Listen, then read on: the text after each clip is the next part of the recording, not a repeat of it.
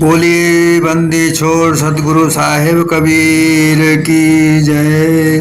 संत समाज की जय। भक्त जनों की जय। साहिब बंदगी, साहिब बंदगी, साहिब बंदगी। सतगुरु कबीर बीजक साखी प्रकरण साखी 326। शब्द है गाहक नहीं, वस्तु है महंगे मोल। बिना दाम काम न आवे, फिरे सो डामाडोल।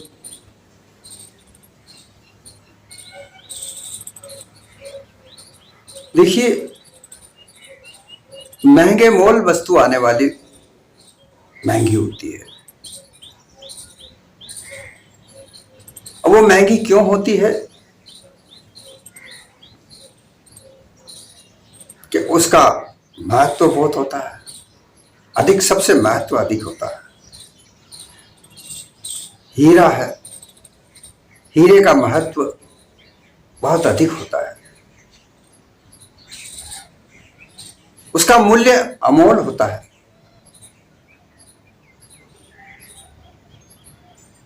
उसके आधार पर उसका मूल्य अधिक से अधिक कमाया जाता है, अधिक से अधिक दिया जाता है, तब वो हीरा प्राप्त होता है।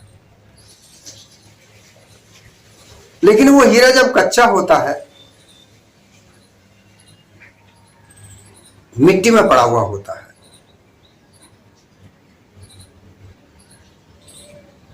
उसे जांचने परखने वाले लोग वहां उस मिट्टी में से उसको खोजते हैं और फिर खोजकर उसे तराशते हैं, उसका नमूना बनाया जाता है, आकार प्रकार छांटा जाता है और फिर उसके बाद में उसे मूल्य पर रखा जाता है।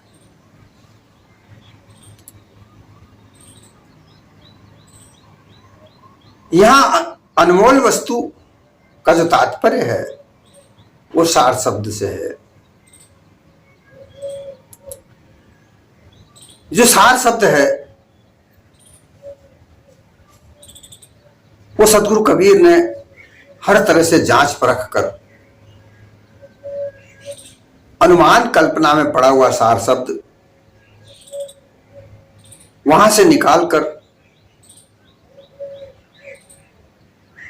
और सतगुरु कबीर ने अन्य पारखियों को दिया और वो सार शब्द आज के वर्तमान में मौजूद पारखियों के पास है, जो पारखी संत हैं, और उसे पारख कहा।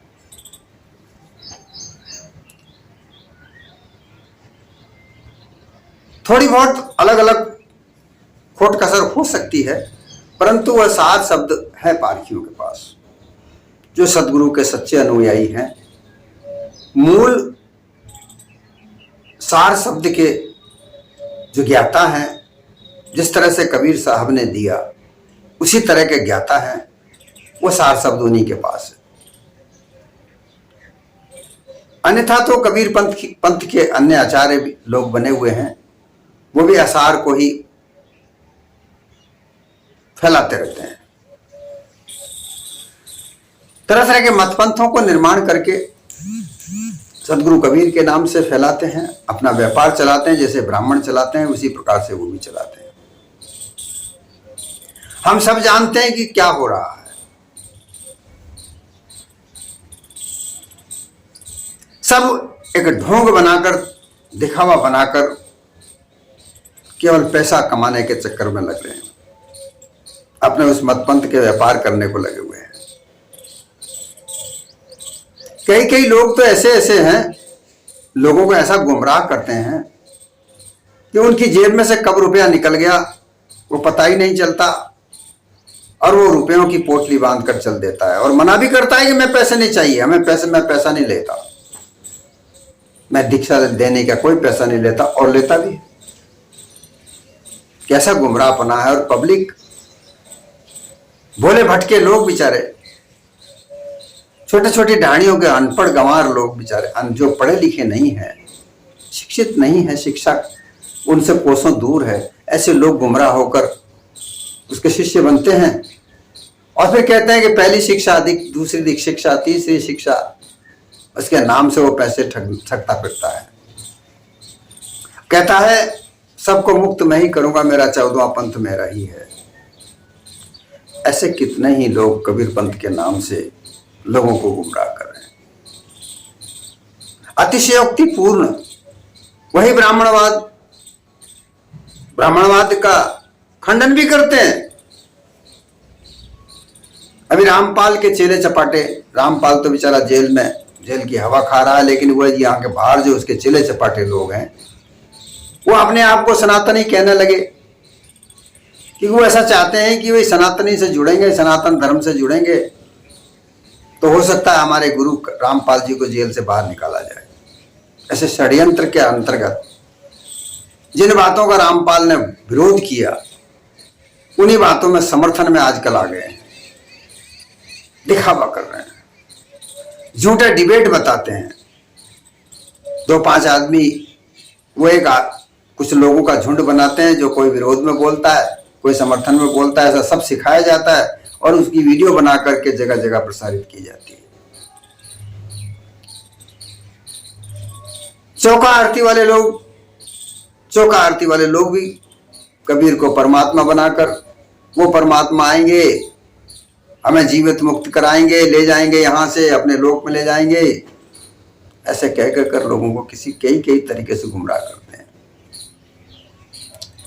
लेकिन जहां सार शब्द है, उन्होंने तो सार शब्द के कई तरह के प्रारूप बना रखे। कहते हैं 5वां वेद पढ़े बगैर मुक्ति नहीं है। अरे 5वां वेद कहां से आ गया तुम्हारे पास?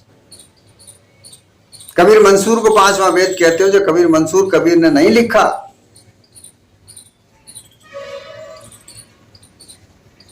कबीर मंसूर एक छोटा सा ग्रंथ है, तो परमानंद दास ने फारसी भाषा में लिखा। उसमें कबीर साहब के जीवन की घटनाओं का वर्णन है और फिर उसे भी 3-3, 4-4 बार संशोधित किया गया। फारसी भाषा में लिखा था, फिर उसे माधव दास जी ने हिंदी में रूपांतरित किया और उसी को जोड़कर उसके साथ में अनुराग सागर, मोहम्मद बोध, हनुमान बोध, काफिर बोध, जने कितने टुकड़े कबीर सागर के जोड़ कर उसे कबीर मंसूर इतना मोटा ग्रंथ बनाकर कह दिया कि यह सूक्ष्म वेद है।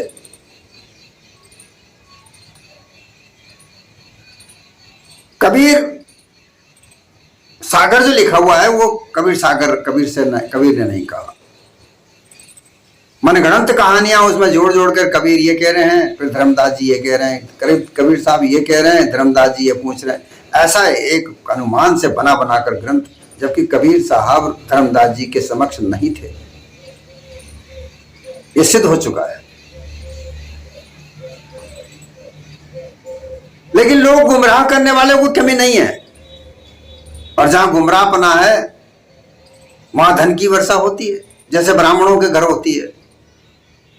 ब्राह्मणों के बनाए हुए मतपंथों में जो धन की वर्षा होती है, क्योंकि वहां पर दिलासा बहुत है।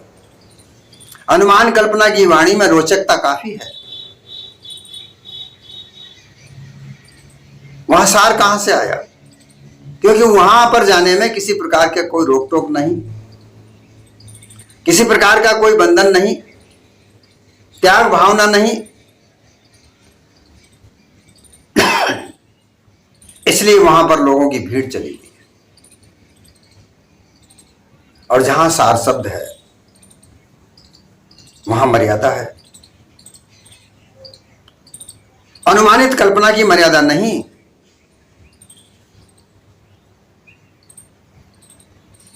त्याग वैराग की मर्यादा है। जब तक त्याग वैराग नहीं, सार शब्द समझ में नहीं आता। और इसीलिए सार शब्द महंगा है। महंगा होने का तात्पर्य किसी धन से नहीं है। यहां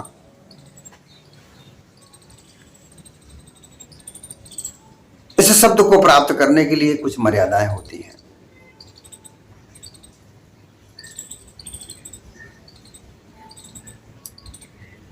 सबसे पहले जो मर्यादा बनती है,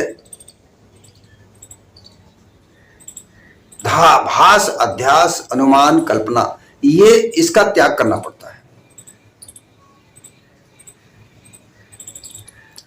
भास, अध्यास, अनुमान, कल्पना बगैर वो सार शब्द प्राप्त नहीं होता।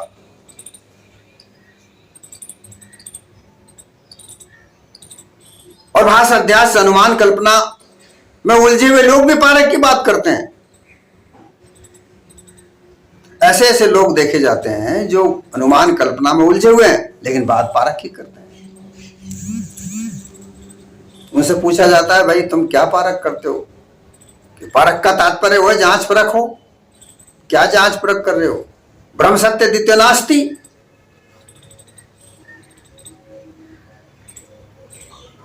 ब्रह्म किसे कहा जाता है? जो सत्य है। सत्य क्या है? ब्रह्म है। वो ऐसे पारखी।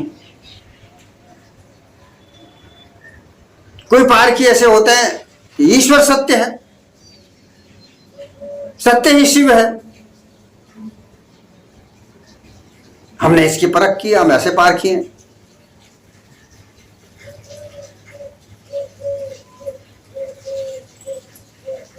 कोई ऐसे पारखी हैं जो देवी देवताओं की परख करते हैं। अरे ये देवी देवताओं ने ऐसा किया था, वैसा किया था, जब भी तो आज पूज रहे हैं इनको, हमने ये परख की है। काल संधि झाई में पड़े हुए लोग अपने आप को पारखी मान रहे हैं।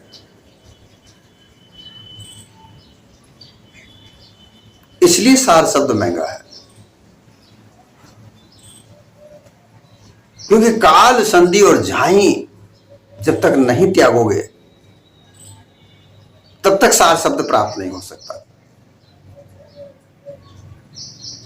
अब काल को ले लो। इस संसार में डर बताया जाता है काल का। फेसबुक पर तरह तरह की माताओं के फोटो बता कर अपने आप प्रवचन जड़ कर, घड़ कर लोगों को डराया जाता है। मैं शनि हूं, मेरी आराधना नहीं करोगे, पूजा नहीं करोगे, मैं ऐसा कर दूंगा, वैसा कर दूंगा। ऐसा वो शनि महाराज की मूर्ति बता करके लोगों को डराया जाता है, धमकाया जाता है। कोई कृष्ण को बताता है कि कृष्ण का ज्ञान ऐसा है, वैसा है, कृष्ण के ज्ञान बगैर मुक्ति नहीं है। कोई माताओं के, कोई किसी देवता के, ये सब काल है। इसमें उन देवताओं के नाम से, 10 अवतारों के नाम से तीर्थों में जाकर स्नान करो, व्रत करो, भूखे रहो, उपासना करो, उनकी पूजा पाठ करो, बलि चढ़ाओ, जैसा जैसा देवता है वैसी पूजा दो। यह है काल। इनमें उलझ कर लोग और उन्हीं की परख करने की बात करते हैं। वो पारक नहीं है। कुछ लोग संधि में उलझते हैं। जो वस्तु है ही नहीं उसको दिमाग में उतारा जाता है, ठिकाने बिठाया जाता है कि यही है। अरे भाई क्या चीज है? अरे मान लो भाई, हमारे गुरु ने भी यही बताया, तुम भी मान लो, मानना पड़ेगा। ये एक मर्यादा है, ये एक धारा प्रवाह है। हमारे गुरुओं ने भी यही बताया है। अब नहीं है तो नहीं है, पर मानना पड़ेगा। ये संधि है। निराकार परमेश्वर कोई है, वही जगत को चलाता है। उसके बगैर संसार का पत्ता नहीं हिलता। वही दुख देता है, वही सुख देता है। दुख सुख तुम्हारे हाथ में नहीं है। कितना गुमराह किया जाता है। आप इस बात से अंदाजा लगा सकते हो कि कितना गुमराह किया जाता है कि कर्म, दुख सुख तुम्हारे हाथ में नहीं है। दुख सुख तुम्हारे हाथ में नहीं है तो किसके हाथ में? अरे चोरी करोगे तो चोर पकड़ेंगे, इस चोर पकड़ाया जाएगा। और जब चोर पकड़ाया जाएगा तो सजा तो मिलने वाली है। फिर कहते हैं कि ये हमारा कर्म का दंड भगवान ने बताया है। शराब पियोगे, जो तुम दिन भर मजदूरी करके या तनख्वाह कमा करके अच्छे कार्य करके धन कमाते हो, वो घर में जाकर तो खत्म हो जाएगा। रास्ते में ही शराब पी जाओगे, फिर कह दोगे हमारे कर्मों का फल पिछले जन्म का है। कहते हो ईश्वर ने ऐसी दी है। ये संधि है, अपने कर्म न मेटो जाई। अपने कर्म तो मेटे नहीं जा सकते, मेटते नहीं हो। आदत बुरी सुधार लो, बस हो गया भजन, ये तो करते नहीं हो और बैठे हो उस परमात्मा के नाम पर के वही ठीक करेगा। और दारू तुम पियोगे, वेश्यावृत्ति तुम करोगे, जुआ तुम खेलोगे, चोरी तुम करोगे, छल कपट पाखंड तुम करोगे और कहते हो कि ईश्वर जो भी कुछ करेगा तो सही करेगा। कैसी कैसी कहानियां घड़कर लोगों को गुमराह किया जाता है। और लोग, क्योंकि इसमें किसी प्रकार का कोई त्याग वैराग नहीं है, बड़े सहर्ष मान लेते हैं। भाई इसके लिए क्या करना पड़ेगा? अरे इसके लिए उपासना करनी है, तुम्हें इतना पैसा देना है और क्या करना है। तो पैसा तो कमा रहे हैं, छल कपट पाखंड से खूब पैसा कमा रहे हैं, उतना सा पैसा देने में क्या दिक्कत आ रही है? दे दिया पैसा। ये संधि है।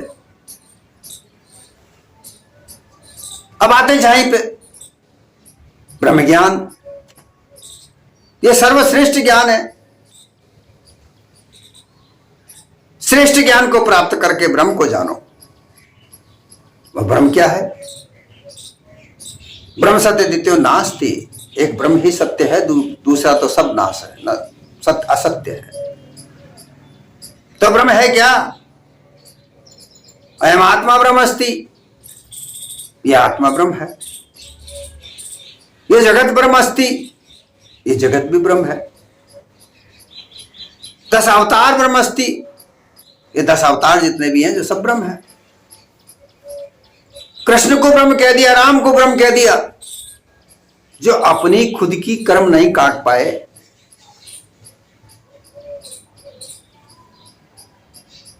उन्हें ब्रह्म कह दिया और उन्हें सत्य कह दिया। जो भी 10 अवतार यहां पर धरती पर आए वो सब मानव मात्र थे। उनके नाम से, जैसे आजकल नेताओं की पार्टियां बन ली, किसी नेता को किसी पार्टी ने टिकट नहीं दिया, वो वहां पर नाराज हुआ, अपनी खुद की पार्टी बना ली। उसने अपने अनुयायी जोड़ लिए, उसकी खुद की पार्टी बन गई, नेताजी हो गए। इसी तरह से 10 अवतारों का भी यही किस्सा है। जो भी जिन लोगों को जानते थे, उनका मरने के बाद, उनके देश छोड़ने के बाद लोगों ने, उनके अनुयायियों ने उनकी मूर्तियां स्थापित कर करके अपना एक मत पंथ चला लिया और लगे धन कमाने। उनके नाम से धन खूब मिलने लगा, उनका व्यापार बढ़ गया। उसी को ब्रह्म घोषित कर दिया कि यही ब्रह्म है। तो यहां इसको झाई कहा है। अब ये काल और संधि और झाई, इनमें लोग उलझे पड़े हैं। इन्हें छोड़े तो कैसे छोड़े, क्योंकि इनके अलावा कोई और चारा ही नहीं है। काल संधि झाई के आधार पर हजारों प्रकार के मत पंथों का निर्माण करके व्यापार चलाया जा रहा है धर्म के नाम से।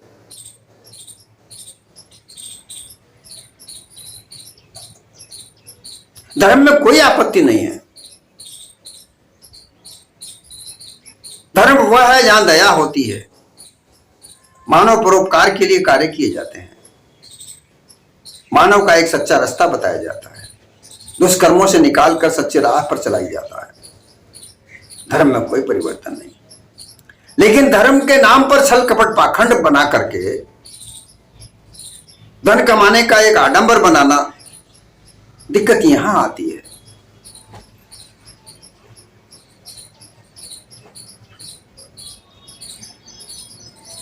और उसके नाम पर वितंडता, उदंडता,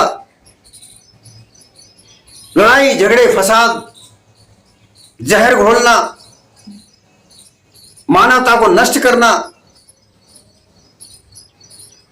नौजवानों को गुमराह करके नशे आदि की आदतें डालना। गांजा पी पी कर लोग पड़े रहते हैं, कहते हैं शिव जी का प्रसाद। ये छल कपट पाखंड नहीं है जो नौजवानों का जीवन बर्बाद किया जाता है नशे की आदतें डाल डालकर।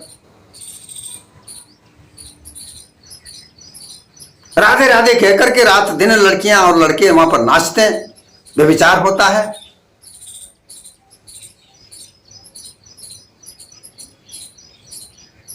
नौ दुर्गा के नाम पर नाच गाने चलते हैं रात रात भर।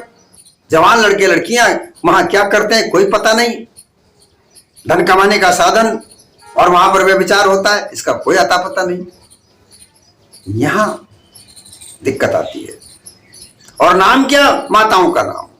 कोई मना करे तो कहता है कि ये देखो माता जी के नाम से विरोध कर रहा है। यहां दिक्कत आती है। धर्म ऐसा कार्य करने को नहीं कहता, लेकिन किया क्या जाए? जो धर्म ग्रंथ हैं उन्हीं में ऐसी अश्लीलताएं लिखी हुई हैं। जिन धर्मों ग्रंथों को बड़ा मूल समझा जाता है, प्राचीन कहा जाता है, उन्हीं में बड़ी अश्लीलताएं लिखी हुई हैं। अश्लीलता की पराकाष्ठा उसमें दर्शाई गई है। तो ऐसे धर्म कैसे हो सकते हैं? उनके आधार पर धर्म कैसे हो सकता है?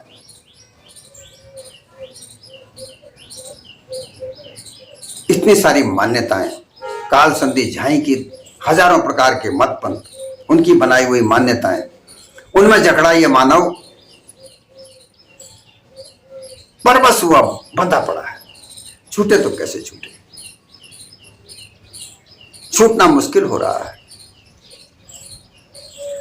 इसलिए सदगुरु कबीर ने कहा कि शब्द तो है, क्योंकि वहां भी शब्दों से ही वाक्य बनते हैं और वाक्यों से ही ग्रंथ लिखे गए। और वहां से निकलने का अनुमान, कल्पना, काल संधि झाई और काल से निकलने का शब्द भी है, लेकिन उसे ग्रहण करने वाले नहीं है। गाहक का तात्पर्य ग्रहण करने वाले, उनको ग्रहण करने वाला कोई नहीं है। वो बंद करके मजबूर हुए तो अपना जीवन को गुजार सकते हैं, लेकिन वहां से निकलकर निर्बंधन नहीं होना चाहते। क्यों? कि वो जो वस्तु है, उस शब्दों से जो वस्तु मिलती है वो अनमोल है, वो महंगे मोल मिलती है। महंगे मोल का तात्पर्य है त्याग वैराग से मिलती है। और यहां किसी को त्याग वैराग की करने की तो आवश्यकता ही नहीं है। यहां तो धन कमाते हैं, धन कमाने के लिए रात्रि भर पार्टियां करते हैं। उन पार्टियों में शराब, कबाब, स्त्रियां, इनका प्रयोग होता है। ऐसी जगह कहां सार वस्तु की जरूरत पड़ रही है? कई कई माताएं बनी घूम रही हैं, उनके दरबार लगते हैं जहां व्यभिचार की बढ़ावा है। कैसी सार वस्तु मिलेगी? सार वस्तु को प्राप्त करने के लिए सदगुरु कबीर का कहा हुआ शब्द सार शब्द, उसी से ही सार शब्द मिलेगा। और जो सदगुरु कबीर के अनुयायी जो वर्तमान में सच्चे पारखी संत हैं, उनके पास वो सार शब्द है। उनके पास बैठकर उनकी संगत करने से वह सार शब्द मिलेगा। और वहां वो सार शब्द कब मिलेगा?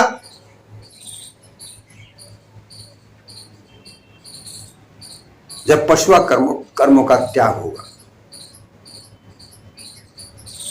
पशुआ कर्मों का त्याग करके मानव कर्म को धारण करे, तब वो सार शब्द प्राप्त होगा। बिना पशुआ कर्मों को त्यागे वो सार शब्द प्राप्त नहीं हो सकता। क्योंकि पारखी संतों के पास बैठना बड़ा मुश्किल का खेल होता है। क्योंकि वहां नाचने गाने के शब्द नहीं होते, वहां रोचक मनोरंजन नहीं होता, वहां निर्णय होता है, गुरुमुख से निर्णय होता है। और जो गुरुमुख से निर्णय होता है वही सार शब्द होता है। बिना दाम काम ना आवे,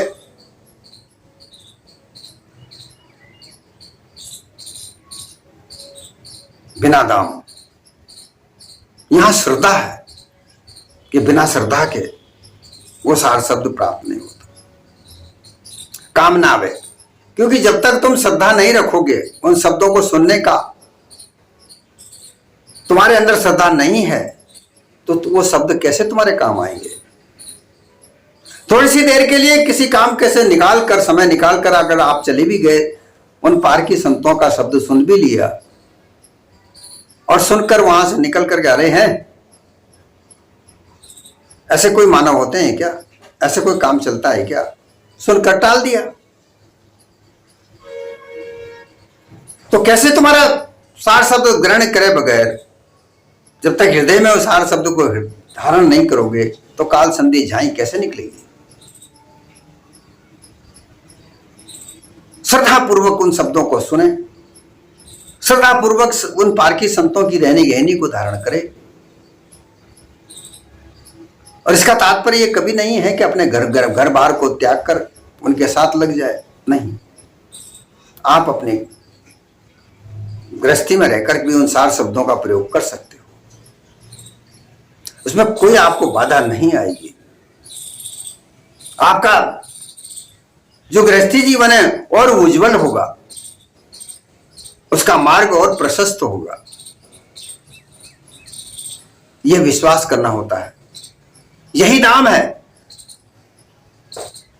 और जब तुम्हारी उज्जवलता बढ़ेगी वही काम है। धीरे धीरे तुम अपने निज स्वरूप की ओर अग्रसर हो जाओगे। और जब तुम्हें निज स्वरूप का अनुभव होगा वही पारक है। और जब तुम्हें वह पारक मिल जाएगी, फिर तुम्हें काल संधि झाई में पड़ने की आवश्यकता नहीं रह जाती। तुम जीवत मुक्त हो जाओगे। और अगर तुम जगह जगह फिरते रहे, काल संधि झाई में जगह जगह फिरो, कोई तात्पर्य नहीं है। जगह जगह फिरने वाले लोग डामाडोल होते हैं। कई ऐसे लोग देखे जाते हैं जो हमसे भी कहते हैं, साहब हम फला जगह गए, वहां उस देवता से मिले, उस संत से मिले, कुछ मिला नहीं। तुम्हारा लक्ष्य क्या है, तुम ये तो प्राप्त करो। क्या वस्तु तुम्हें प्राप्त करनी है ये तो जांचो। मार्केट में गए, बाजार में गए, तुम्हें क्या चीज खरीदनी है वो पहले से घर पे तुम लिस्ट बनाते हो। और फिर आजकल जानकारी के अनुसार सब चीज घर पे ही जानकारी होती है। तुम वो दुकानों के नाम भी जानोगे कि ये चीज वहां मिलेगी, ये चीज वहां मिलेगी, और उसी के आधार पर तुम मार्केट में जाकर उन वस्तुओं को खरीद कर लाते हो। और अगर तुम्हें वस्तुओं का पता ही नहीं है क्या खरीदना है, उनकी दुकानों का ही पता नहीं है कि कहां से खरीदना है, तो तुम डामाडोल होते घूमते फिरो। और यही बात यहां पर है। तुम पहले अपने लक्ष्य को तो बनाओगे, तुम्हें चाहिए क्या? ज्यादा धन कमाना है क्या? तो घूमते फिरो तीर्थ व्रत में, ढोंगी साधुओं के शरण में जाते रहो, वहां चढ़ावा चढ़ाते रहो। सुंदर स्त्री चाहिए, इसके लिए भी जाते रहो तांत्रिक मांत्रिकों के पास। ऊंचे पद के लिए, अपने स्वार्थ सिद्धि के लिए तांत्रिक मांत्रिक ढोंगी संतों के पास जाते रहो और भटके खाते फिरो। सार शब्द से तुम्हें मोक्ष का पता चलेगा, जो जीवत मिलने वाली है। मरने के बाद मोक्ष मिलेगी ये तो सभी दिलासा देते हैं, जिसका कोई अता पता नहीं होता।